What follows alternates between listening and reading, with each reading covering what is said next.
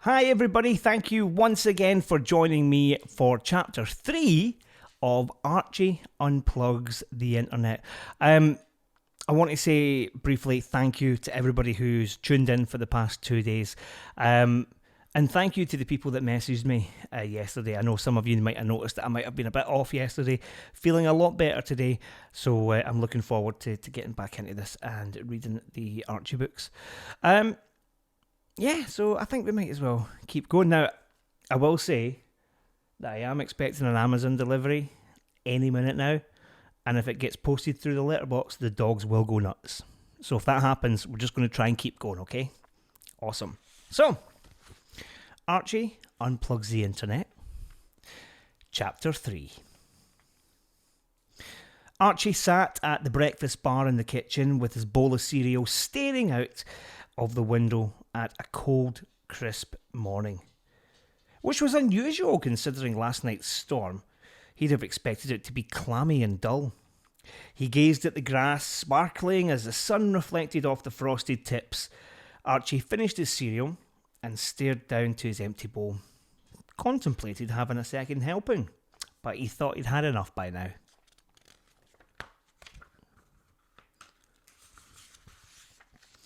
He looked back up at the garden that he'd gazed at almost every day of his young life. He enjoyed looking at the aftermath of a storm. He knew that spiders would be rebuilding their webs, and this was a particularly favourite thing of his to watch.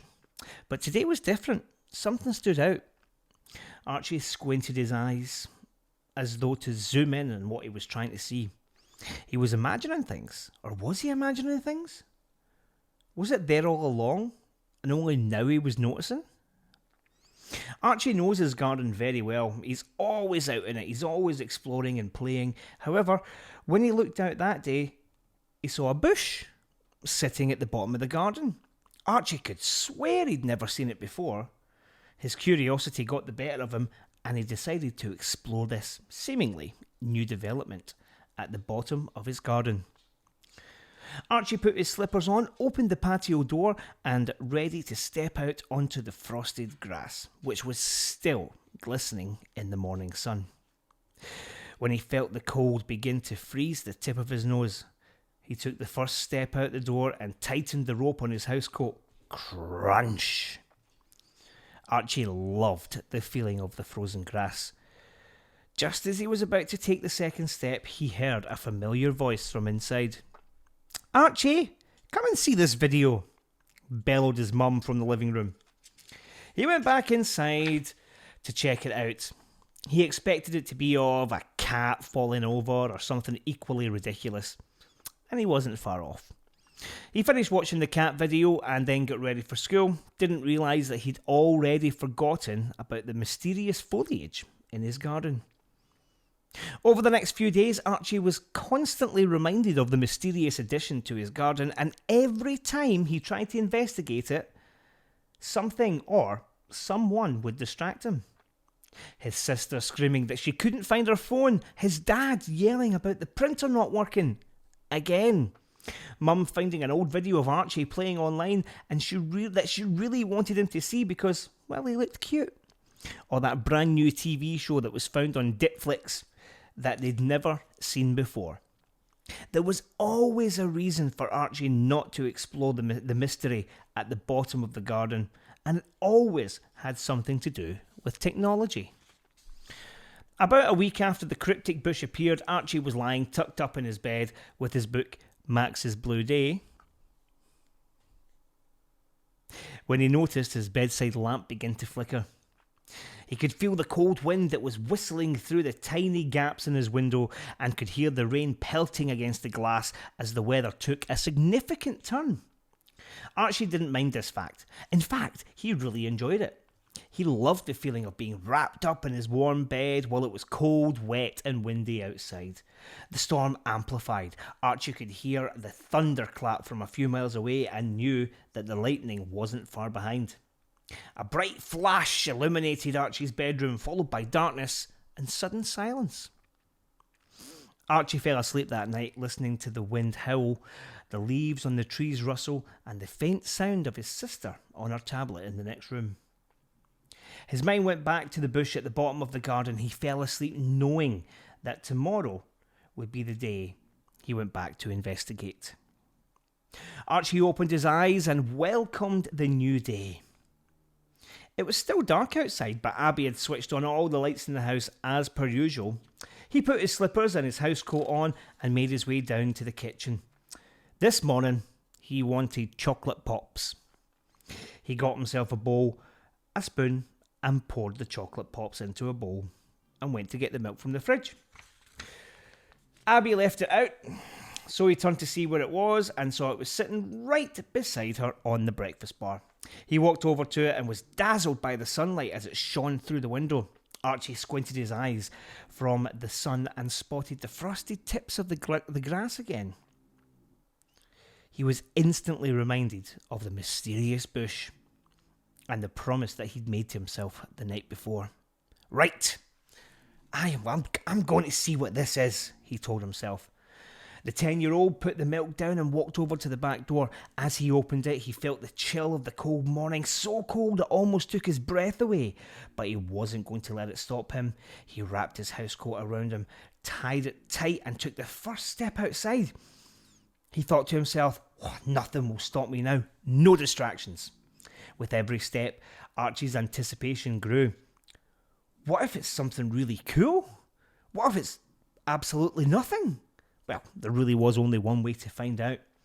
The grass crunched under Archie's feet as he stepped onto it, getting closer to the mystery that eluded him for about a week.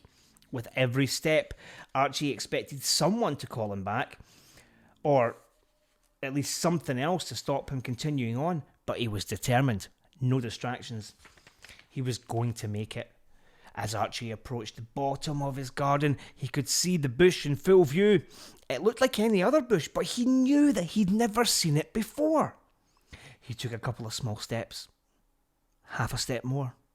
Another half step. A tiptoe nearer. And he made it. He looked all around the bush and nothing looked out of the ordinary. It just really was just the bush.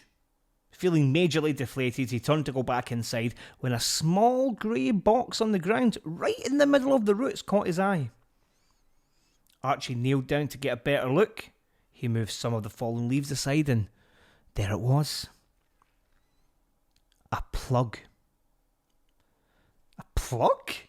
A confused Archie thought to himself, why on earth is there a plug in my garden?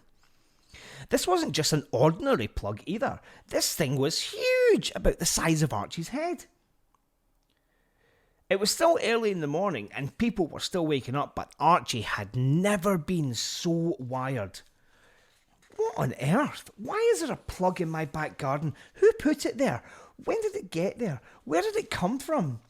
These were the questions that swirled through Archie's mind as his eyes darted between the plastic casing and the cable until he thought, What if I unplug it?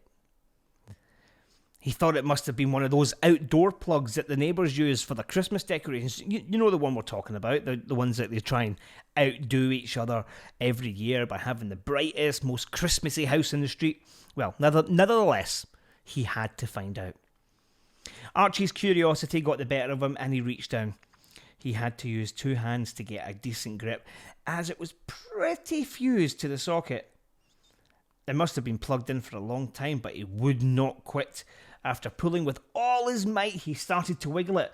He noticed a fused piece shift, so he kept wiggling and wiggling until it all came loose. He gripped it and pulled. Oh! Whew! Archie, sweating a little bit because of the effort it took to remove it, placed the extracted plug on the ground and waited. And waited. And waited. And that, in a nod to my favourite podcast, is the end of the chapter. Thank you very much for reading along with us tonight. I hope today went well for you. Hopefully tomorrow will be a good day as well. Join me again tomorrow, 7 o'clock, for the next part of Archie Unplugs the Internet, Chapter 4. And in the comments below, why don't you tell me what you think is going to happen. Why don't you tell me who your favourite character is? Or give me some advice. Do you want me to do more voices? My American accent, it's not great, is it? But anyway, thank you very much. We have 7 copies of Archie Unplugs the Internet left. We're selling them just now for $5. Jump on the website, lucy'sblueday.com/shop to grab yours, and we'll get it sent out to you as soon as possible. Thanks again. Stay safe, and I'll see you tomorrow. Bye.